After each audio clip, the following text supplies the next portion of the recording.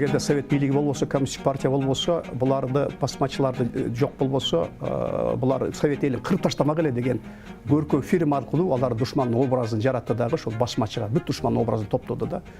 Анан кийин Мадамбек бир гана кыргыздарды эмес, орустар тоногондук үчүн дагы, орустарды тоногондук үчүн дагы, орустардын айылкыштактарына кол салган басмачыларды дагы жазалаган. Мисалы Калкожоно маалыматтарын Ташкентте, анткени себеби Түркистан АСРнын борбору Ташкент болуп турган 1918 жылдан 1924 жылга чейин. Маалымат дегениңизде сүрөт бар. Сүрөттөр бар. Булардын кылмыш иштери бар, сурактары бар да. Жок, сурактары бул УКМКда. Уткопскийда. Булардын кыймыл аракеттери боюнча, булардын чыгышы боюнча, булардын аракеттери, согуштук аракеттери боюнча Ташкенттеги архивде турат. Алардын көбүнчө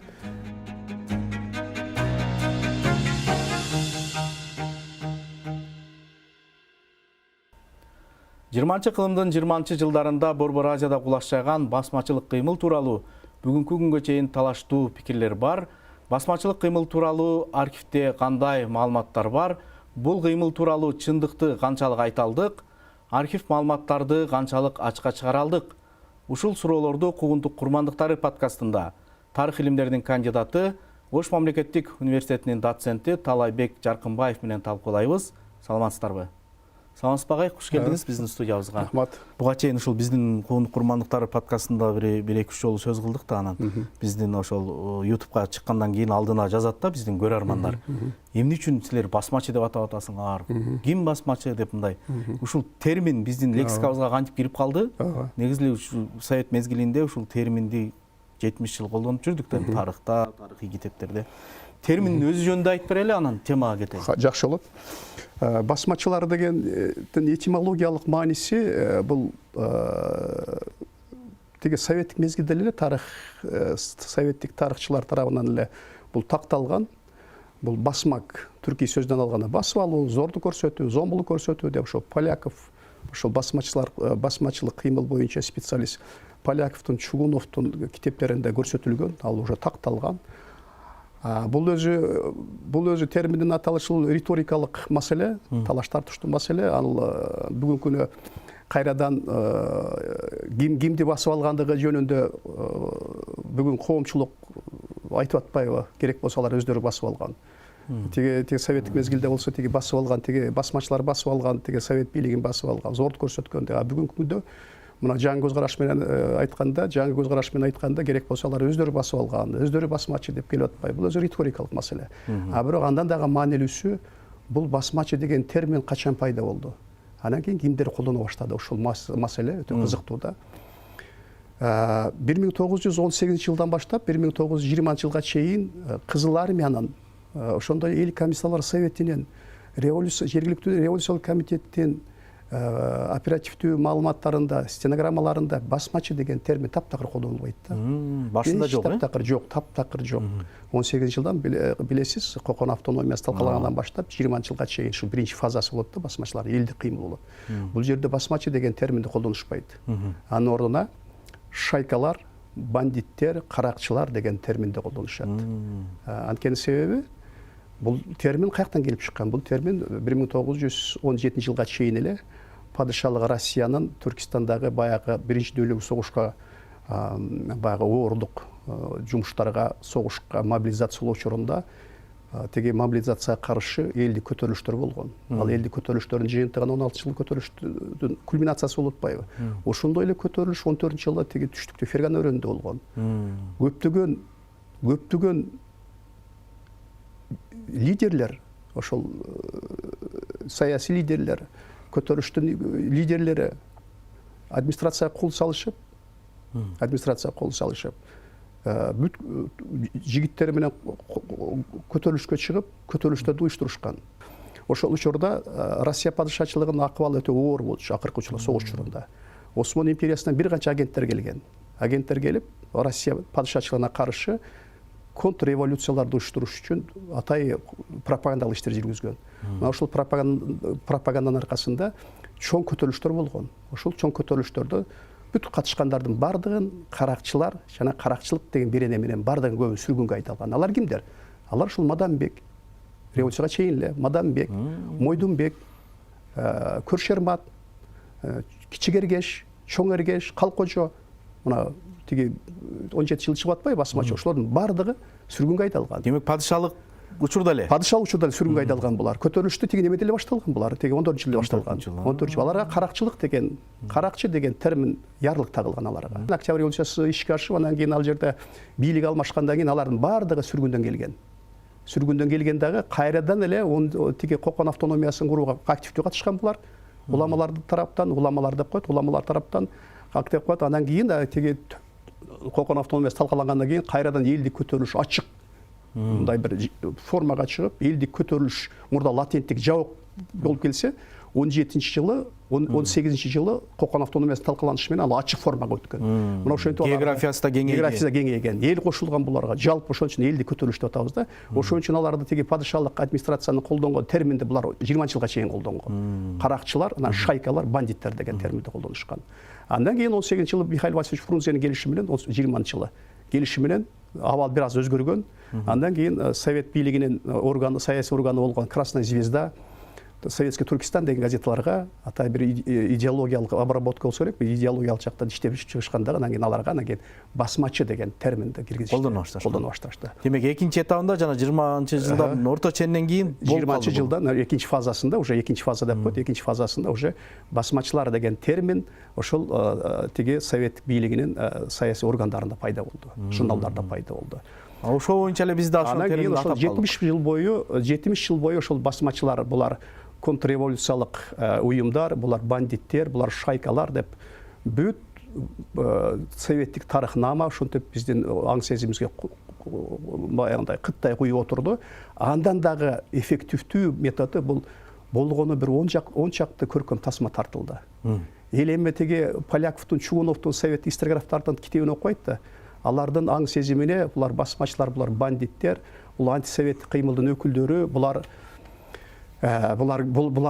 эгерде совет бийлиги болбосо, коммунисттик партия болбосо, буларды басмачыларды жок болбосо, булар совет элин кырып таштамак эле деген көркөм фильм аркылуу алар душмандын образын жаратты дагы, ошол басмачыга бүт душмандын образын топтоду да.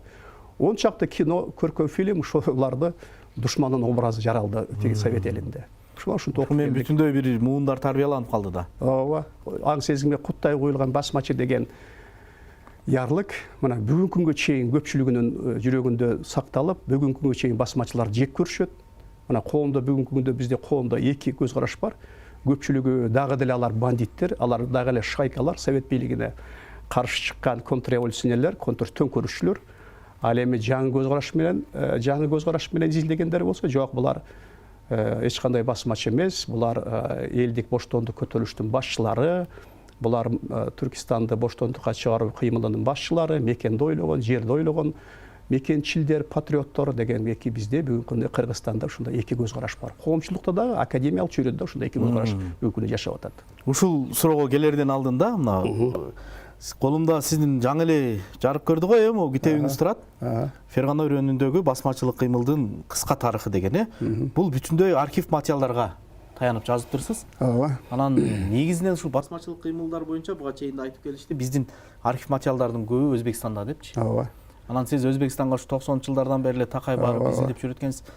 Сиз айтып аткан талашты жокко чыгарыштын бир эле жолу бар. Бул архивдик фактылар, далилдер. Анан аны кантип чечмелеп айтып бериш да. Ошо архивде басмачылык кыймылга тиешелүү кандай материалдарды таап алдыңыз? Дагы кандай материалдарды алса болот ушундан баштайт? Биринчиден, бул маселени мындай карашыбыз керек да. Постсоветтик мамлекеттерде биринчиден кандай изилденип атат да. Андан кийин бизге бул Кыргызстандын окумуштууларына ким жем таштады, муну кайрадан изилдеш керек деп ким жем таштады башында 90-чы жылдардын аягында. Ким жем таштады, кайра карап чыгалды деген мына ушул маселеден башташыбыз керек да. Мисалы бул тема Тажикстанда жабык тема. Анткени режимди билесиз ал жерде. Ал жабык тема. Түркменстанда жабык тема, бул тема жабык. Изилдөөгө тыюу салган. А Өзбекстанда болсо 80 кайра куруу саясаттан соң эле булар тарыхты теге Өзбекстан тарыхын кайрадан карап чыгуу маселеси күн тартибине коюлуп, алар 90-чы жылда башталды да. Дароо эле ушул тема экен. Өзбекстан Республикасынын биринчи президенти Ислам Каримов 1990 жылы апрель айында ал учурда союз таркай элек болчу. Өзбекстан СССРнин коммунистик партиясынын 27-чи курултайында ал мындай деген бир тарыхчыларга дем берди да духун көтөрдү. Биздин тарыхты жазган советтик тарыхчылардын концепциясы жарабайт. Алардын тарыхын, биздин тарыхыбызды бурмалап таштаган. Алар биздин тарыхчыларга тапшырма тез аранын ичинде Өзбекстан тарыхын жазып чыккыла. Эгерде ал тарыхты жазбасаңар, аны конкреттүү айтканда, басмачыларды эл душманы кылып койгон. Басмачыларды кайрадан карап чыккыла. Репрессия болгондорду кайрадан карап чыккыла, кайра жазгыла. Эгерде жазбасаңар, биздин ата бабаларыбыз кечирбейт, бизди арбага кечирбейт дегендей мааниде бир мындай патриоттук мааниде тарыхчыларга дем берди да, багыт берип койду 90-жылы. Ошол 90-жылдан баштап, кийин 93-жылы, 94-жылы, 95-жылы 3 кандидаттык диссертация корголду. Улуттук боштондук кыймыл. Карасаңыз, 93-жылы. Мына экеминдүүлүктү эми алгандан кийин башталды. Мына мисалы Хидиятова, Раджапов, профессор Раджапов, докторлук диссертацияны аябай күчтүү специалист. Зияева, профессор Зияева. Агзам Худжаев, Кокон автономиясы боюнча зашта кылган. Курбанов, Норжигитова иш кылып бир 5-6 кандидаттык диссертациялар ушул 93-жылдан баштап 2000-жылга чейин улуттук боштондук кыймыл деп деген тиги ошондой өңүттө каралып ушундай баасын алды, тарыхый баасы. Андан кийин 95-жылы, 96-жылы Илимдер академиясында Өзбекстанда атайы басмачыларга арнап илимий чоң форум өткөрүлдү.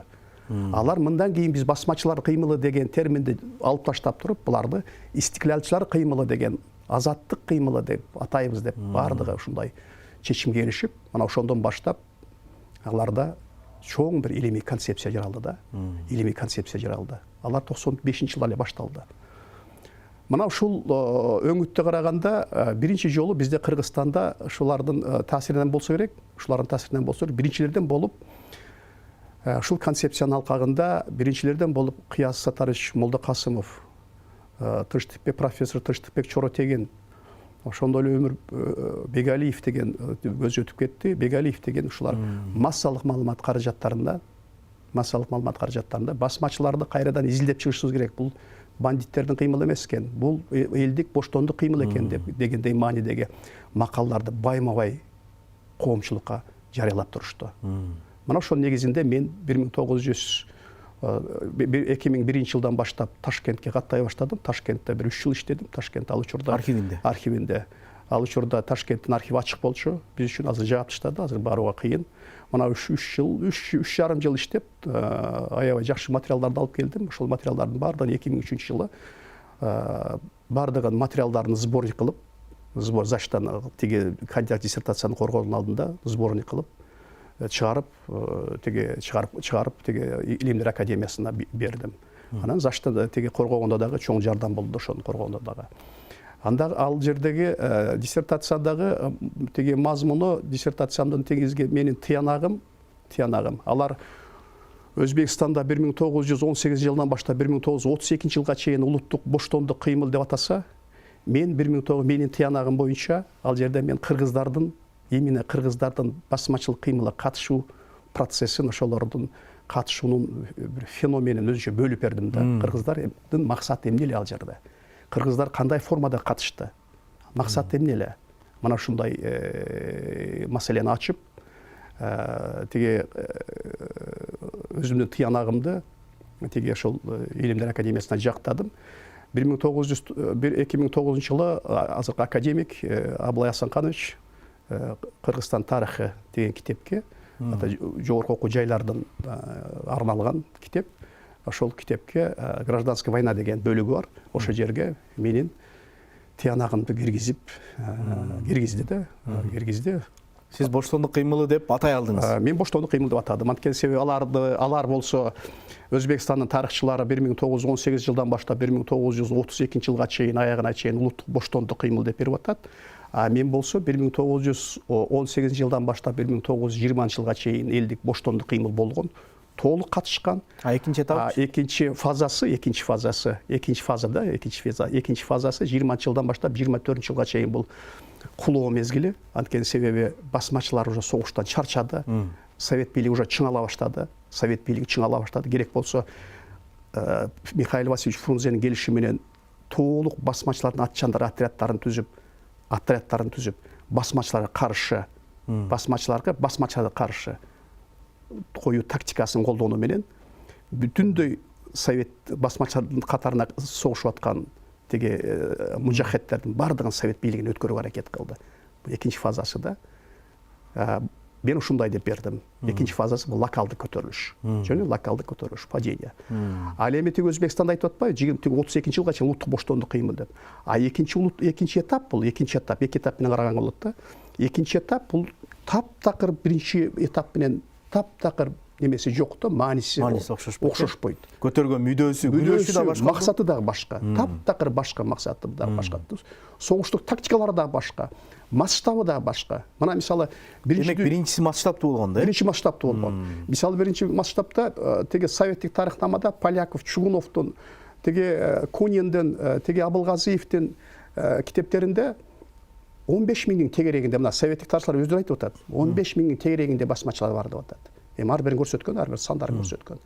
Ал эми теге өзбекстандык тарыхчылар болсо, муну 50 миңге жеткирди. 50 миңге жеткирди. Артынан элчигенин колун айтып атат да, аскерин айтып атат. Ал эми Баймырза Хайт, профессор Хаймырга 70 миңге жеткирди. Сиздин болжол канча? Менин оюмча, ошол Өзбекстандын тарыхчылар тууралуу айтат, 50 миңдин тегерегинде болсо керек. 50 миң тегерегинде болсо керек. Биринчи этаптагы карасаңыз, эми ушуларды карасаңыз, Айбек мырза, ушуларды бандиттердин тобу деп атасак болобу 52 миңде? Атасак болобу ушу бандиттер, каракчыларды атасак болобу? Болбойт да. Албетте. Аларды 3 жыл бою, мына 18 жылдан баштап 1920 жылга чейин эл багып турду да.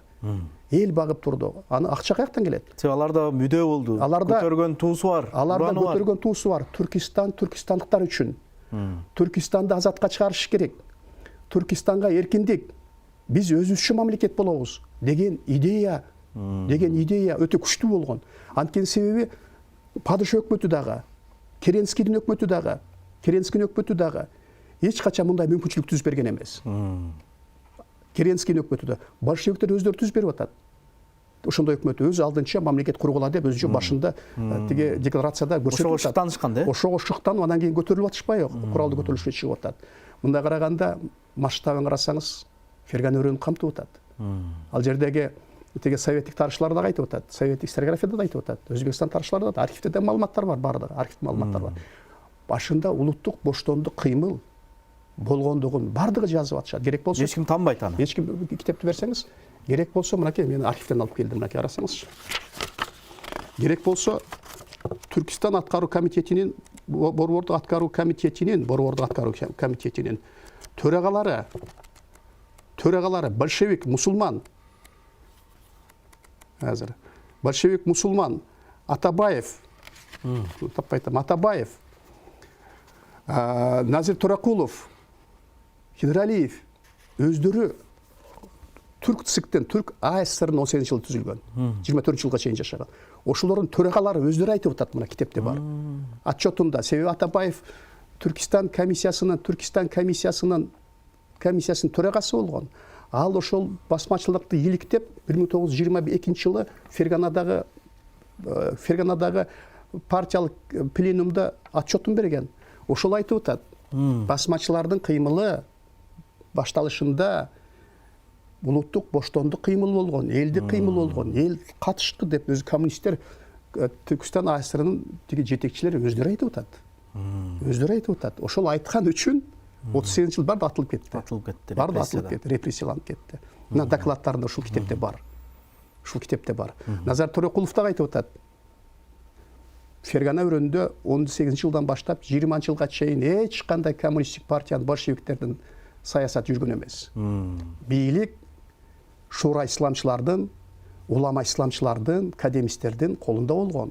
Элде ошолордун таасиринде болгон. Анткени элдин жашоо образы бул ислам болгон. Исламдан башка жашоо образды падышалык өкмөт дагы берген эмес. Алар эркиндикти кармаган, исламга алар тоскоолдук кылган эмес. Керенскийдин бийлиги дагы исламга тоскоолдук кылган эмес. Ошон үчүн алар эркин жашаган, исламдын жашоо образы. Вакуфтар алардын жашоо турмушундагы алар социалдык маселесин шешип берет. Вакуфтардын ролу өтө чоң. Себеби ал учурда эч кандай ага альтернативдүү түрдө светтик идеология болгон эмес. Алардын жашоо образы, кылымдар бою жашоо образы болуп келген да. Ошон үчүн булар ошол исламчыларды колдоп чыкты. Анткени себеби февраль революциясы бул демократиялык процесстерди баштап койду деп айтып атат да. Демек калың массаны деле ошол учурда большевиктердин идеологиясы анча сиңе бербеген да. Анда сиңе берген. Ошон үчүн элдер катышып атат. Анан качан Михаил Васильевич Фрунзенин келиши менен анан кийин теги тактикасын өзгөрттү. Теги басмачыларга каршы, мисалы Мойдунга каршы Курманжан Датканын балдары Кадырбек Камчыбековду, Жамшитбек Карабековду каршы койду. Кадырлуу кишилерди, атчамдарды кошу. Кийин болсо теги 26-жылдарда болсо Кадырбек Орозбековду каршы койду. Теги ади басмачыга мына ошентип кыргыздарды кыргыздарга, өзбектерди өзбек улутундагы өзбектерге каршы коюп туруп ушул тактика менен теги басмачылык кыймылды талкалашты. Экинчи этап, бул биринчи этапты бүттүк. Биринчи этапты көрдүңүз масштабы. Ошо экинчи этапка бир суроом айтып коеюн ошондо болсо. Демек жанагы эл арасында менин чоң энем мисалы 1906-жылкы эле да ал басмачылык кыймыл учурунда өспүрүм кыз болсо керек. Ошол көп эскертчү экен. Мен көрүп калдым. Чоң энем 96-жылы өттү да. Бизди апам ушул бетиме көз сүйкөп, анан чачымды жайып чуркатып ийет эле, басмачылар келатат деп жүккө кошуп жийип коет эле дегендей окуяларды айтчу экен да. Эл корко баштаган учур кайсы этабында? Эл корко баштаган учур ушул экинчи этап. Экинчи этап. Советтик тарышлардагы баягы басмачылардын талап тоноосун ошолар ссылка жасаганда экинчи этапка ссылка жасаган. Биринчи этапта андай талап тоноо болгон эмес. Талап тоногондорду, себеби басмачылардын кыймылынын ичинде ар кандай категориядагы адамдар болгон. Негизги уран Түркистанды боштондукка чыгаруу, Түркистанды эркиндикке чыгаруу деген кыймылдын негизги ураны болсо, анын ичинде мекенчилер дагы болгон, патриоттор дагы болгон, анын ичинде андан кийин анын ичинде мошенниктер дагы болгон, уурлар дагы болгон, анын ичинде каракчылар дагы болгон, түрмөдөн чыккан каракчылар болгон, толтура кырдаалдан пайдаланып, ошо кырдаалдан пайдаланып, революцияда мародёрлор теге революция жасабаса, мародёрлор магазин тонуп атты го. Ошондой биз деле баштан өткөрбөдүк. Андан кийин теге Мадамбек стратег, согуштук стратег, аябай тажрыйбалуу, андан кийин өтө полководец, мындай бир мекенчил киши болгон Мадамбек. Ошондой элди тоногон корбашлардын бардыгын ордуна атып таштаган. Бул архивдик маалыматтарда бар, мынанда бар. Демек башында эреже бир мемлекеттик ишкен экен, күчтүү болгон. Тартип катуу болгон. Кимде ким ошол элди тоной турган болсо, себеби эл деле тоното турган бир мындай бир неме иштер жасаган эмес. Эл өзү колдоп берип атса, басмачылар 3 жыл багып атсалар, 3 жыл моралдык жактан, каржылык жактан жардам берип атса, неге тономогон эле? Бирок чыккан ичинде, чыккан. Анан кийин Мадамбек бир гана кыргыздарды эмес, орустар тоногондук үчүн дагы, орустарды тоногондук үчүн дагы, орустардын айыл кыштактарына кол салган басмачыларды дагы жазалаган. Мисалы Калкожоно өзү уйгур, а Мадамбекти көпчүлүгү кыпчак деп жүрөт. Көпчүлүгү кыргыз деп жүрөт. Бул түрк. Мен аны Фергана түрктөрдөн экен да? Маргалаң түрктөрдөн. Маргалаң түрктөрдөн мен анда дагы ошо Фергана түрктөрүбүз деген эл жашайт эмеспи? Аны теге көптөө кыргыздар болсо кыргыз деп жазып жүрүшөт. Кыргыз эмес. Аны кыпчак деп жазып жүрүшөт көпчүлүк журналисттер. Кыпчак эмес, ал түрк. Анын теге неберелери менен мен байланышым бар, байлашып эле сүйлөшүп эле жүрөбүз конференцияларда. Мадамбек Калкожону мисалы кандай жазалаган? Билесиңер да? Калкожону теге адабиятта эле жазып жүрөт. Эшекке аткабы, эшекке тескери мингизип алып туруп жазалаган. Демек ошол тарыхый факт, Тарыхый факт. Тартип катуу болгон биринчи этапта. Талап тоноо болгон эмес биринчи этапта. Керек болсо өздөрү тоногон теге дашнактар. Билесиздер, Кокон автономиясы талкалаганда Перефелевдин жетекчилиги астындагы теге Коконго келген Кокондун операциясына бүт дашнактар катышкан. Дашнактар бул кызыл армия. Кызыл армия, дружина, армия эмес, дружина. Атай ыктыярлуу түрдө кирген, элди кошун. Теге тонун жамынып алып, кызыл армиянын тонун жамынып алып туруп, теге Коконду 3 күн өрттөгөн. Кандуу булон түшкөн. 10 миңден ашык, аны өзбектер жазып эле жүрөт, өзбек таштар. 10 миңден ашык кыргын болгон, 10 миңден ашык жергиликтүү калып кырылган. Анан тынч атабы, анан ушу кырып атса тынч атабы? Эл көрүп атат да, теге кызыл армиянын ким экенин көрүп атат. Совет бийлиги ким экенин көрүп элек, Совет бийлигинин жемишин көрүп элек алар только эле кыргынды, террорду көрүп атат элдер. Бул башында да, орно элек, аны большевигим, меньшевигим, социал-демократыгым, эсеригим билген эмес, ал антирусских деген ушундай бир уран болгон. Антирусских деген уранын алдында Түркистанды эркиндикке чыгаруу мындай мүмкүнчүлүк болгон эмес. Мындай тарыхта болгон эмес. Мына бир шанс келип атат бизге. Мүмкүнчүлүк келип атат. Ушуну колдонуп калалы. Түркистанды өз эркиндикке алып чыгалы. Түркистанды өзүнчө мамлекет кылалы деген. Ушундай чакырыктар менен эл колдогон аны. Себеби аябай жабыркаганда падыша өкмөтүнө. Жакшы жактарын айттыңыз. 16 жылкы көтөрүлүштү көрдү. 16 көтөрүлүш бир эле биякта болгон жок да, бул жакта дагы болду да. Көтөрүлүштү болду. Аны салыктар кыйнап жиберди, запкысын аябай тартты да.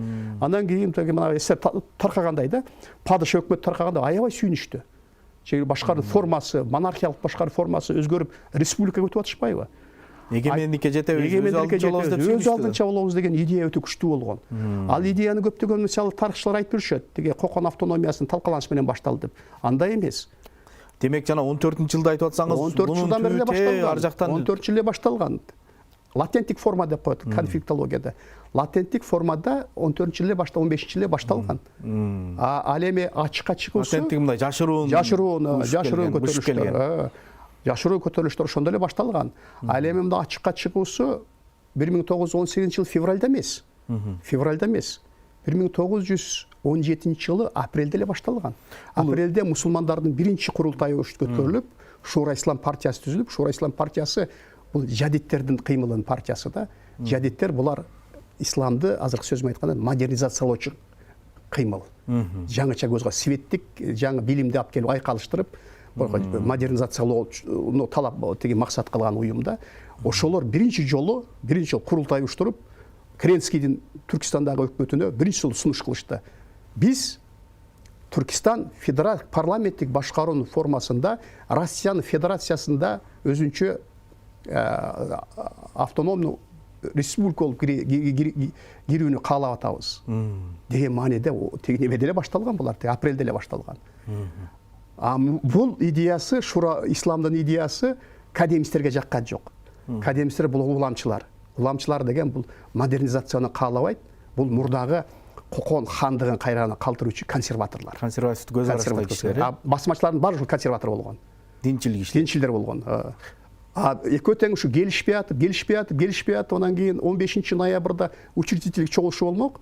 Ошо учредительдик чогулушка жетпей калышты да булар. Булар ушу делегаттар жиберебиз деп эле бири-бири менен талашып тартышып отуруп эле большевиктердин кандай бийликке келип калганын билбей калышты да булар. Анан кийин большевиктер да сунуш кылып көрүштү. Түркистанды чогуу башкаралы деп 15-3 курултайында өздөрүнүн моделин сунушташты. Түркистанды чогуу башкаралы. Түркистан бул биздики. Сен 5% түзөсүңөр. Биз 95% түздүк. Мына өмүр бою падышага баш ийип келдик. Мына бизге мүмкүнчүлүк бергиле, бизди эле башкаралы деген идеяны социал-демократтарга да айтты. Анан 15-жылы деген немеде ноябрда большевиктерге да сунуш кылды. А большевиктер эмне кылды?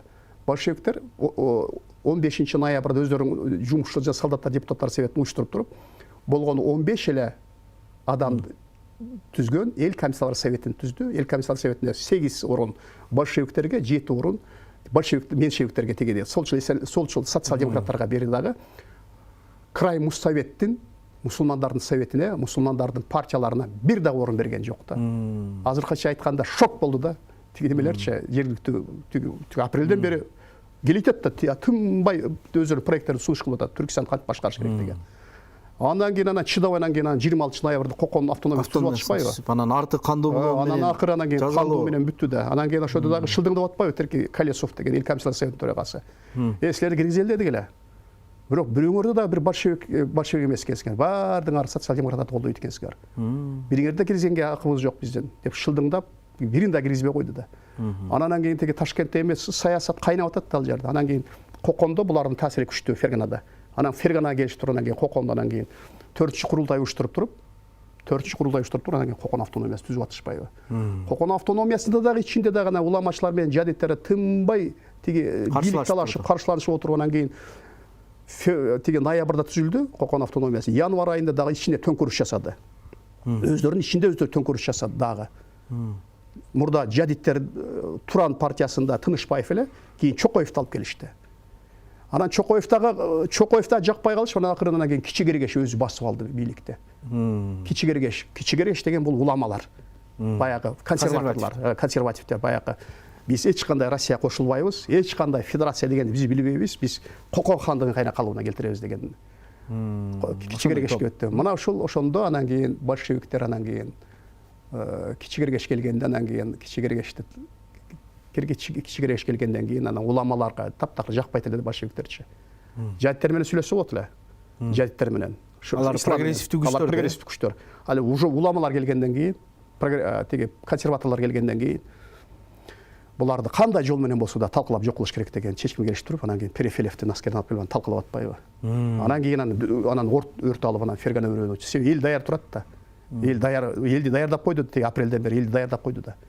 Анан кийин жалпы элди кыймыл болуп чыгып кетип атат. Саясий акыбал кандай болгонун, саясий оюндар кандай болгонун аябай жакшы түшүндүрүп бердиңиз да.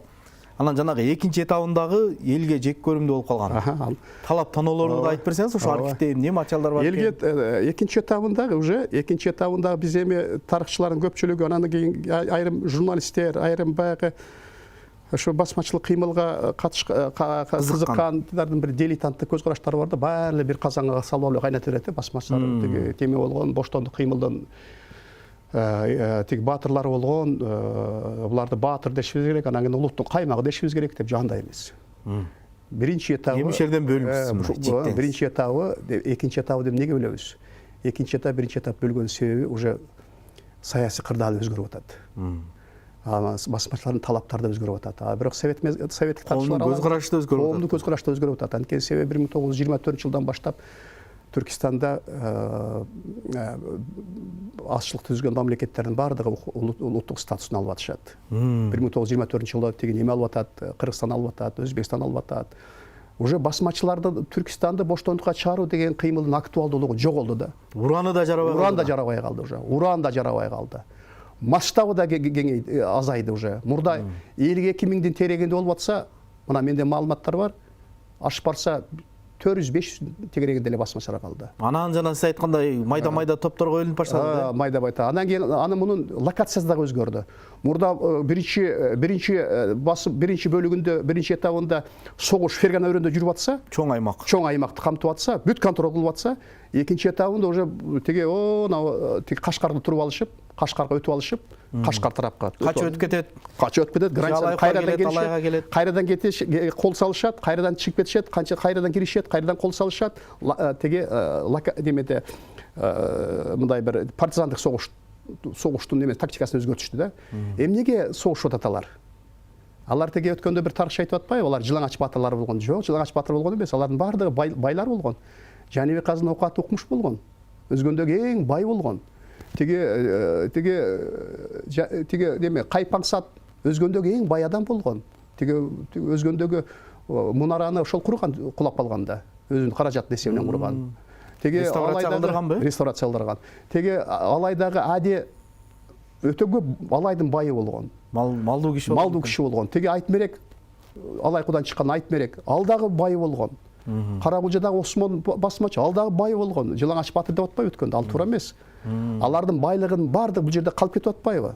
Булардын байлыгын баардыгын конфискация кылып атат теге совет өкмөтү. Демек, кийинки этабында уже жеке мүдө, жеке кызыкчылык болуп калды.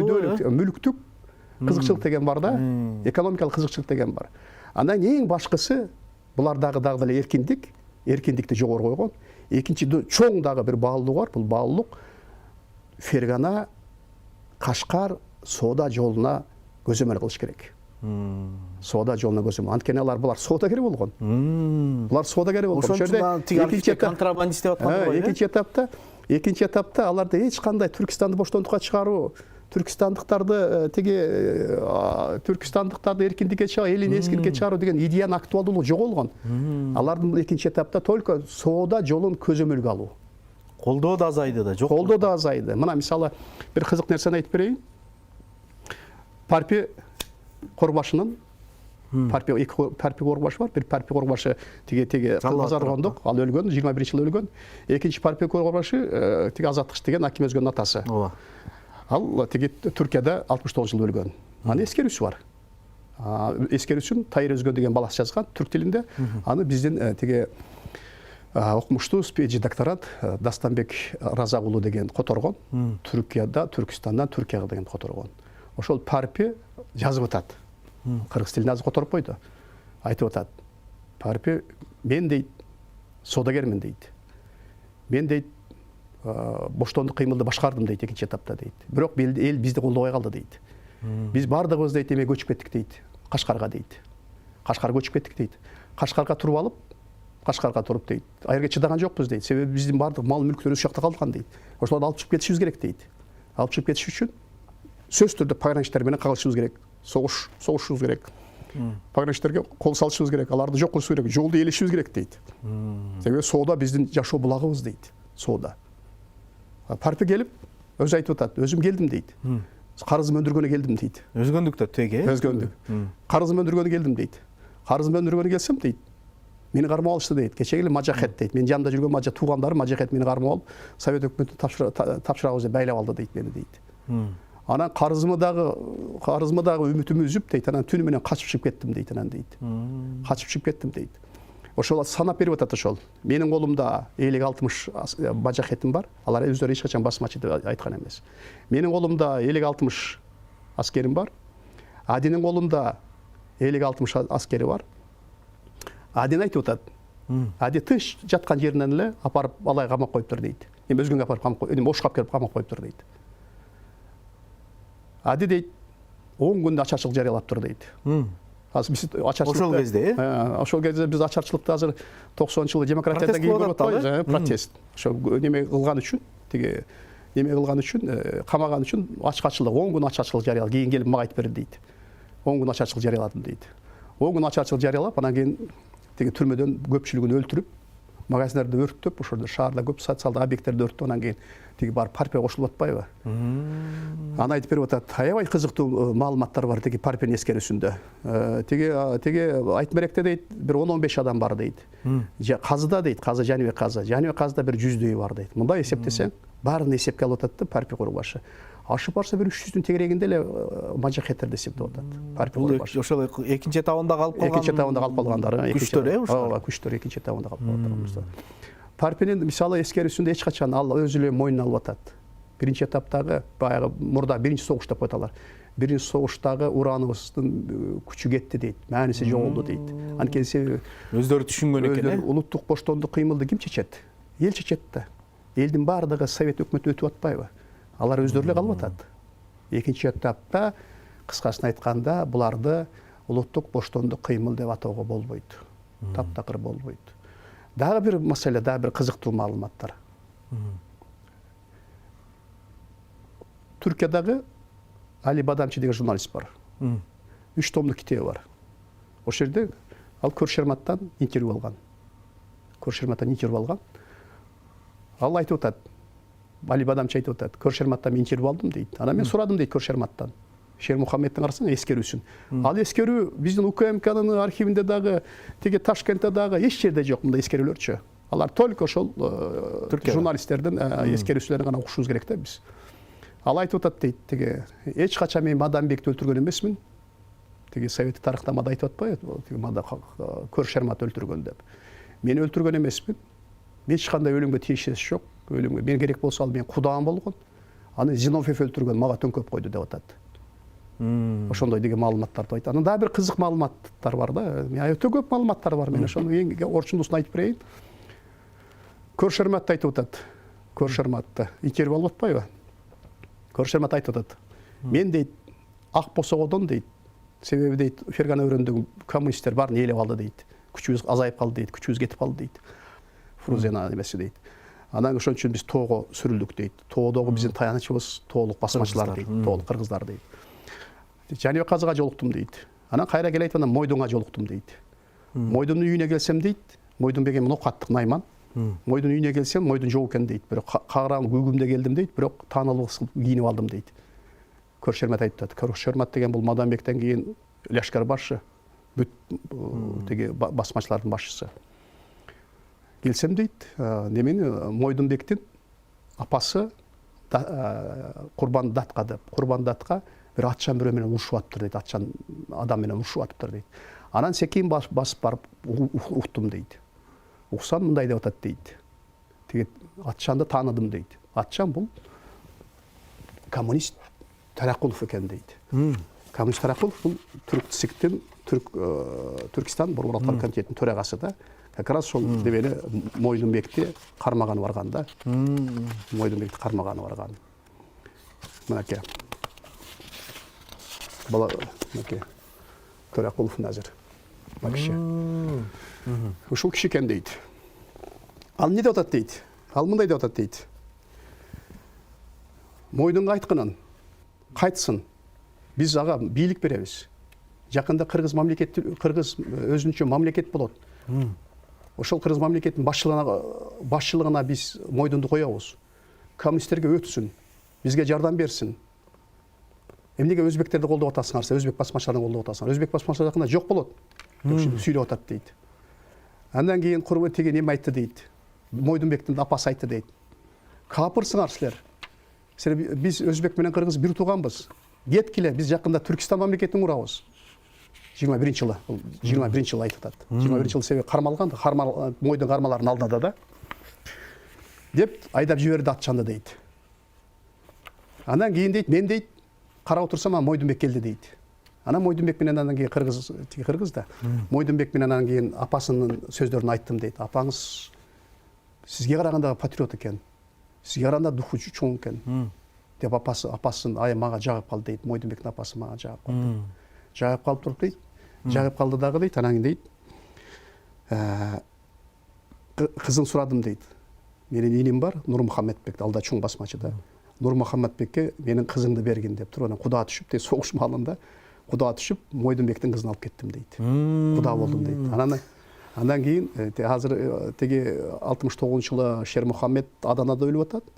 Ал эми Нурмухаммед болсо, ал 76-жылы өлүп атат. Демек Түркияда жүргөндө алып койгон маек экен да бул, э? Түркияда алып жүргөн маек. Демек Нурмухаммедбек менен Мойдунбек экөө куда болуп атат. Шер Мухаммедбек менен Мойдунбек куда болуп атат. Инисин алып берип атат. Бүгүнкү күнү анын инелери, анын теги Нурмухаммедбектин неберелери бүгүн Америкада Нью-Джерси штатында жашашат бүгүнкү күнү. Демек тарыхый булакта ушундайлар бар да, муну куда болгондугун, анын балдары азыркы биздин Мойдунду теги бандит, каракчы деп жүргөн Мойдундун апасы ушундай сөздөрдү айтып атат. Демек апасы ошентип айтып аткандан кийин Мойдунбекте дагы ошондой идеялар болгон да. Түркистанды боштондукка чыгарыш керек деген идея болгон да. Күбөлөрдүн көзү менен дагы кызыктуу да. Фрагменттерин толуктай айталарчы. Жанагы айтып кетпедимби? Тигили Түркмөнстанда Жунайт хан, анан Тажикстанда тигили Ибраимбек дегенде Ферганада Мадамбек болот атпайбы? Мадамбек. Эми архивтерди казып, изилдеп жүрөсүз. Ушул кыргыздардын ролун айтып бериңиз. Жакшы суроо болду. Биринчи баскычында. Биринчи баскычында кыргыздардын катышуусу мындай кызыктуу да. Мен мындай бир маселеге көңүл бурдум да, ошол кокондогу саясий процесстерге кыргыздар катыштыбы экен деп. Жалпы кыргыздар ушул саясий процесстерге катыштыбы? Теги 18-17, 18-жылда саясий процесске катыштыбы деп кызык көрдүм да. 3-чү курултайына сентябрда 17-жылы сентябрда Койбагаров деген Жети Суудан жадид өкүлү барып катышыптыр. Кыргыз муну Аида Кубатова Илимдер академиясында иштейт. Ошол өзүнүн жадиддик кыймылдар боюнча, Кыргызстанда жадиддик кыймылдар боюнча китеби чыккан. Ошол жазып чыкты. Мен архивден алып чыктым. Мусулмандардын 4-чү курултайына, Кокон автономиясынын түзүлүшүнө Оштон Алымбек Татканын небереси Жамшитбек Карабеков барып катышыптыр. Алда орус тилин мыкты билген, өз доорунун билимдүү кишиси болгон да. Жамшитбек Карабековду Ювачев деген немеси теги орус падышачылык учурунда ал жазган 1902-жылдары теги немеге келди деп, Мадыга келди, немеден келди деп, Казандан келди деп. Орус Тузем мектебинде окуган, орус тилин мыкты билген, Казанда окуп келген. Келери менен эле Ош уездинде билим берүү башкармалыгын башкарган. Ферган өрөөндөгү кадыр барктуу, абройлуу кишилерден болгон. Аны Кокон хандыгына алар чакырып атат. Демек ошол киши катышып атат тиги. Катышып атат, бул киши катышып атат. Андан сырткары теге Дастанбек Разакулу деген жигит теге Түркияда иштейт. Ал дагы бирөөнү тапты. Төлөйкөн деген айыл бар ошто. Ошол жерден Матис Кары деген дагы бир жадиттин өкүлү болсо керек, ал дагы барып катышкандыгы жөнүндө маалыматтар берип атат да. Бул да ырасталды. Бул дагы ырасталды. Кыргыздар мурда кыргыздар белгисиз эле кыргыздар катыштыбы, катышпадыбы деген. Анан мен ошол китепке ошону киргиздим, Жамшитбек Карабековду киргиздим. Ал ошол жерге барып, мынакей ошол жерге барып, тиги өкмөттүн курамына кирип атат Жамшитбек Карабеков. Эми бул эми айрым эле адамдар катышып атат да, маселе туулуп атат. Чындыгында түштүктөгү кыргыздар Кокон автономиясын чындыгында колдогонбу деген маселе болуп атат да. Колдогонбу? Ушул боюнча маалыматтар болду беле кыргыздарда? Ошол саясий процесстер кыргыздар катыштыбы деген маселе бар да. Катыштыбы деген маселеде ошол бирин серин эле ушундай лидерлер катышып атат. А бирок кыргыздардын бул басмачылыкка кыймылга катышуусунун мотиви эч кандай динге байланыштуу эмес экендиги мына жерде Атабаев көрсөтүп атат. Мына жерде көрсөтүп атат. Кыргыздардын катышуусунун негизги басмачылык кыймылга катышуусунун негизги себеби өзбек конкрет көрсөтүп атат. Өзбек элдеринин чыгуусунун себеби Кокон хандыгын кайрана калыбына келтириш керек эле. Кокон хандыгы талкалангандан кийин алар көтөрүлүп чыгып атат, аларда почва даяр эле. А кыргыздардыкы болсо бул окуяга катыштыгы эч кандай исламга байланыштуу эмес, кыргыздардын катышуусу жер маселесине байлап атат. Себеби 16 жылга көтөрүлүштүү жер маселеси болуп атпайбы? Ошол эле 16-чы, 17-чи, 15-чи жылдардагы түштүктөгү кыргыздардын жерлерине, кыпчактардын жерлерине, түрктөрдүн жерлери, көчмөн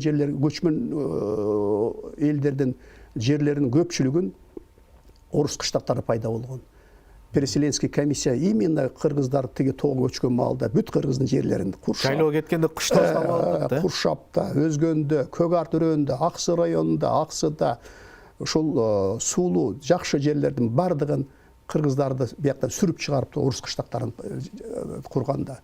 Мына ошол кыргыздардын социалдык чыңалып олтуруп, анан кийин тиги Кокондо башталган көтөрүлүшкө булардын нааразычылыгы жер маселесине байланыштуу басмачыларга кошулгандыгын мына жерде Атабаев жазып атат. Мына жерде мен азыр көрсөтүп берсем болот эле. Ушунун ичинде карасаңыз болот. Атабаев жазган. Кызыктуу экен. Эч кандай динге байланыштуу эмес. Бул 16-жылда эле көтөрүлүштүн уландысы кыргыздар үчүн деген тиянагын отчетунда берип атат Атабаев. Эч кандай динге байланыштуу эмес.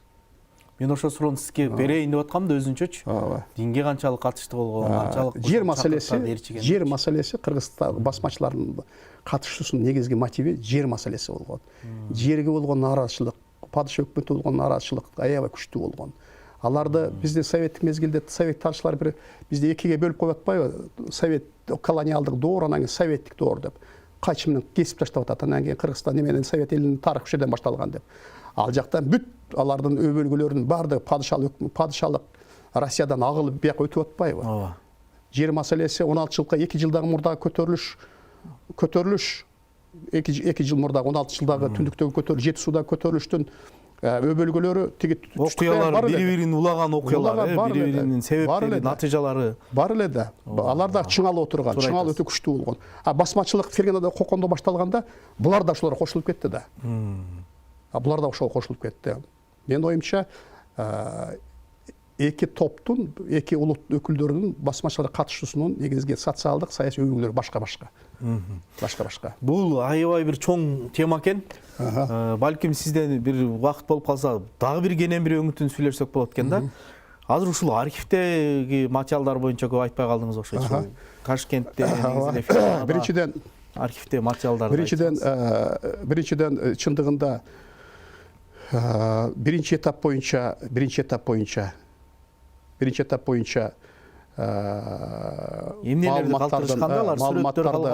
маалыматтардын бардыгы Ташкентте.